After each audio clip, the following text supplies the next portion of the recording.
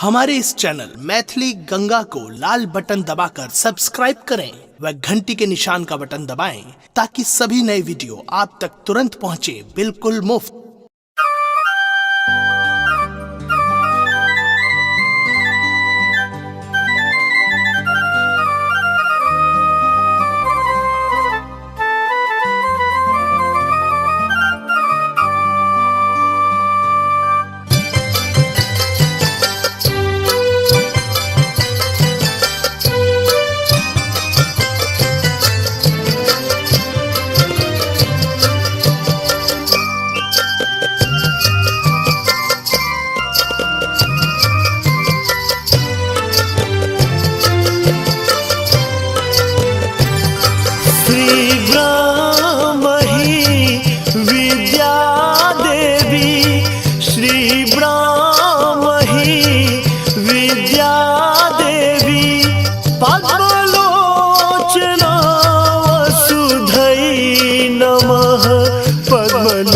पद्मलोचना वसुधै नमः पद्मलोचना वसुधै नमः।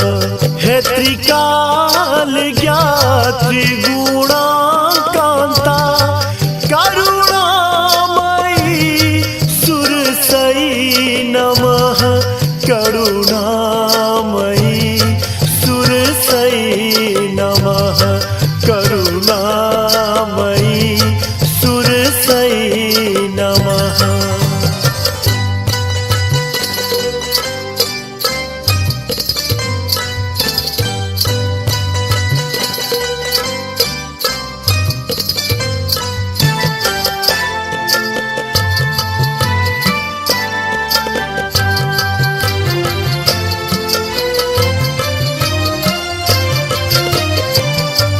धारा ही के गुण गाबि रहल, धारा ही के गुण गाबि रहल।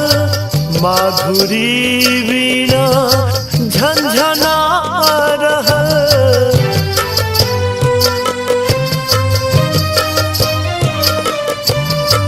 कमलासनी सुशोभिता हे सात स्वर के साधिका करुणामयी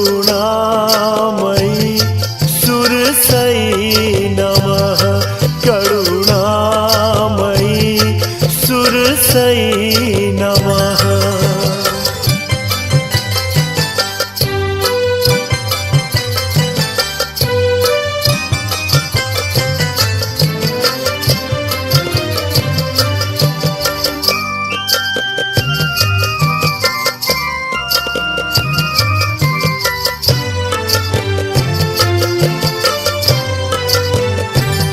अहि वेद ग्रंथ पुराण छी,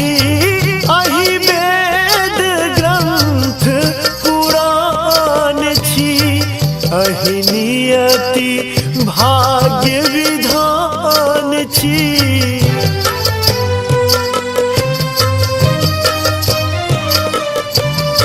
हे ब्रह्म जाया हे महामाया हे श्रुति पुराण रूपणी करुणामयी सुरसै नमः करुणामयी सुरसै नमः।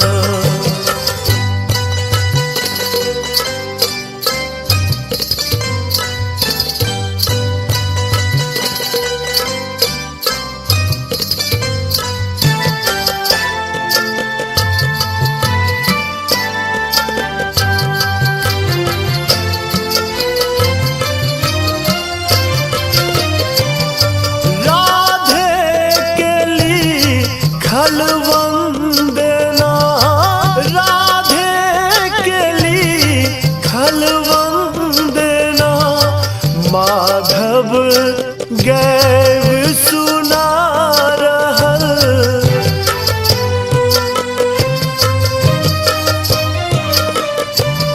हे काल जई विघ्नेश्वरी दिया सातो स्वर के ज्ञान माँ करुणामयी सुरसई नमः करुणामयी सुरसई नमः श्री ब्रह्महि विद्या देवी श्री ब्रह्महि विद्या देवी पद्मलोचना वसुधै नमः पद्मलोचना वसुधै नमः पद्मलोचना वसुधै नमः हे त्रिकाल ज्ञात्री गुणाकान्ता करुणामयी सुरसई नमः करुणामयी सुरसई नमः करुणामयी सुरसई नमः करुणामयी सुरसई नमः। हमारे इस चैनल मैथिली गंगा को लाल बटन दबाकर सब्सक्राइब करें व घंटी के निशान का बटन दबाएं ताकि सभी नए वीडियो आप तक तुरंत पहुंचे बिल्कुल मुफ्त।